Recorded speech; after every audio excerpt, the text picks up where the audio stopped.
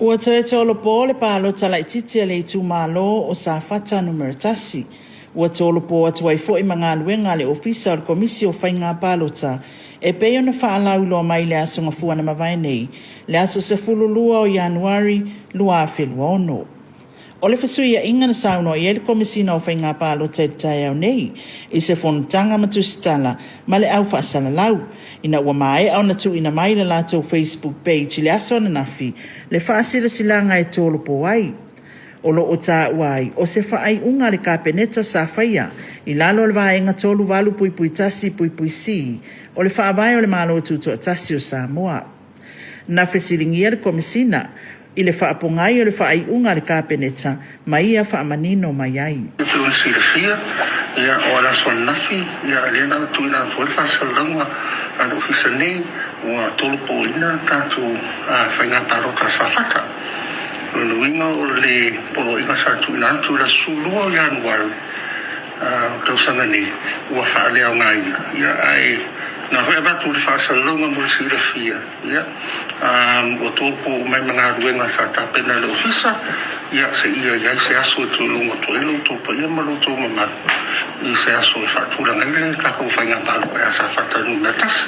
Ole whainga tapeneta na whaamai runga mātou pepa na tuina atu. Whaamamna mai a ngā ruenga fōi mai pokala mea ofisa me whaapena. Ia a meila le tō whaa kapeneta. O menino fōi a mengo whina ngā rua kapeneta. Ia, ua ono whomu tituro tāua. Whautuanga tuina mai. Sei mai a ulelei ia whaamisinonga Faiga Palota. Ia ona fōfōre whai whakasi.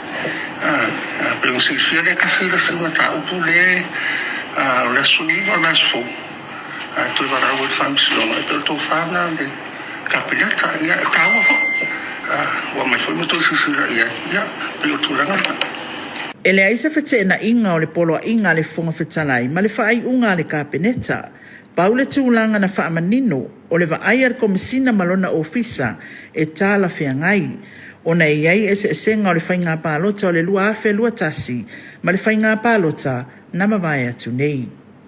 Na whai unga kapeneta ma whai unga i lalo o whabai. O le tūra whono whoilanda e whaararungia whoi. Se whi whoi po la rawa se tamu whainga e whai. Ia mai roto wha kapeneta. Whabai i tūra whono. Ia mai whoi titiro iai.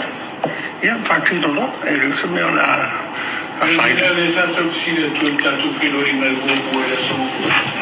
I la mātau ko lea mai tua. Sa whapea mai le Palota no oro tasi. O mai Palota le no oro lima. E whaatari uma i e se uma i e whaamsinonga o i e Palota. O toa whai whaatasi lea. Ai te mua o mai le marau. O le la mua sa whaatasi. E ana fesile tu e fa fere ta pule fam sino na fale alimentas sa le na mamma ke mantuol mele na fesile o le asesinga o le Palota luo ta su tasi lamba le warrant al fon se traina mai ia paro kala ki na fit ia le mele le o tu puni o le o uma safa. Ia, le ua mai ero le wara ka safa. Ai rere umare si, o le mea na toe tiro ia une, ina ua mai le tō whāfu e kapeneta, ma uro e tāua.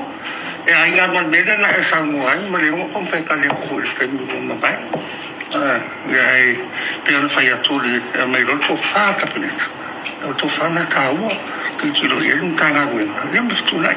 O la rasa fisina, le na o mai fina ngaro fong fetalai. E tu tasi a fong fetalai para ofisio Faiga Palota ma le ofisio fono o fetula fono o ien parlamente. Le la tu te sono o mai o longo mai, la tu sisina e tu la fono tau le fati no Palota Laitiiti. Ia a o le la o mai fina ngaro kapeneta. Mai lunga e pule fato. E le isi fetena inga o le fina ngaro fong fetalai le me longo e o tau. Mas fai un ano foi o campeonato de tudo agora por um fato. Ele